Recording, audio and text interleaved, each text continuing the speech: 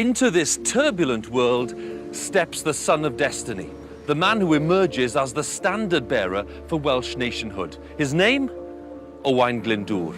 And this mighty fortress of Harlech Castle, a prime symbol of English power, becomes for several years a Welsh fortress, a Welsh seat of government under a Welsh leader. Owain Glyndwr is an unlikely figure to inspire a fight for Welsh independence. A nobleman from North Wales, he's also part of the English upper crust. He studies law in London and joins the English army, even taking part in an invasion of Scotland. Not until his late 40s does Glyndwr turn into a rebel with a cause. So what is it that sparks Owain Glyndwr's anger and resentment? It seems to be a local dispute over land. An English squire called Reginald Grey takes possession of some of Glyndwr's territory. It's a situation that spirals out of control and leads eventually to all-out rebellion. In the first instance, Glyndwr takes his complaint to Parliament. He does want to play things by the book, but his case is rejected there in rather insulting terms, with one member referring to the Welsh as those barefoot rascals. Now, if we add all that to the catalogue of injustice being suffered by so many Welsh people under English rule, we begin to realise why we now have the makings of an explosive situation. Glyndwr's sense of Welsh identity comes to the fore.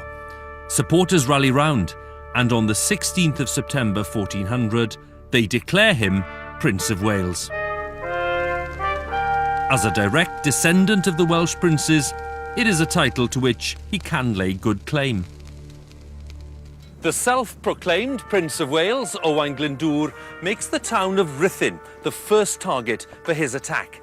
He's got new status, a new power. He wants to make a big impact. And that's exactly what he does. Before dawn, Glyndwr and 200 men raid the town. They steal gold, silver and livestock, and then burn Rhuthun to the ground.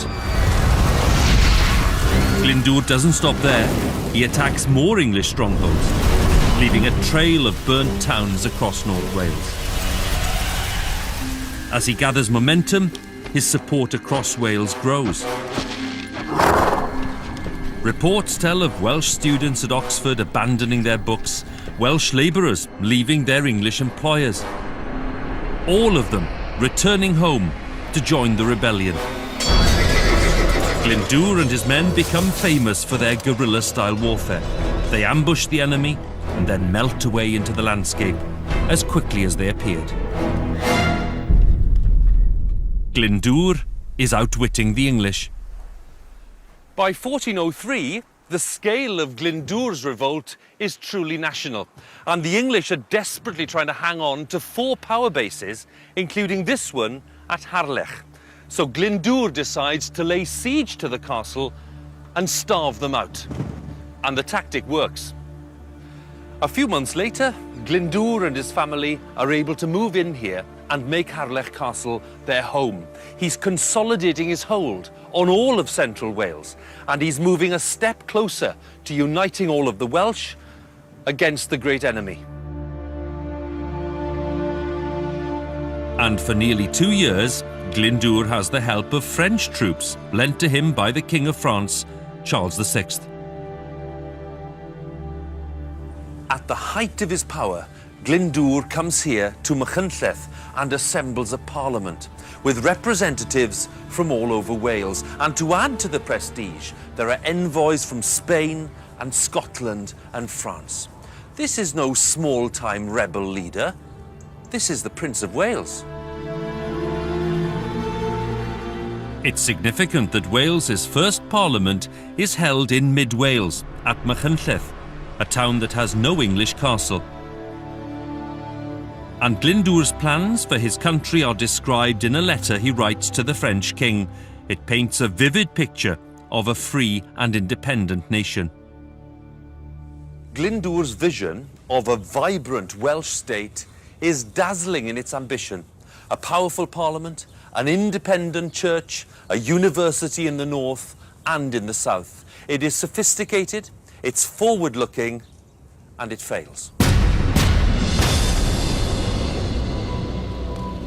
Glyndwr is still a rebel in the eyes of many, and his support in Wales is far from universal. And in 1406, France withdraws her troops. Weakened by these setbacks, Wales is quickly taken by England. Glyndwr fights on until he is cornered in Harlech in 1409.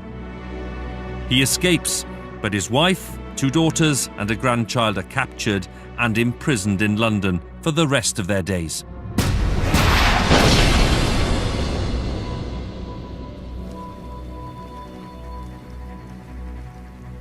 Owain Glyndwr becomes a wanted man, hunted by the forces of King Henry, until he and his small band of supporters are no longer a threat. And the flames of Glyndwr's revolt, which once burned so brightly, are just embers and ashes. In the aftermath, the Welsh are punished by the English. Cut off from trade, they face poverty and starvation.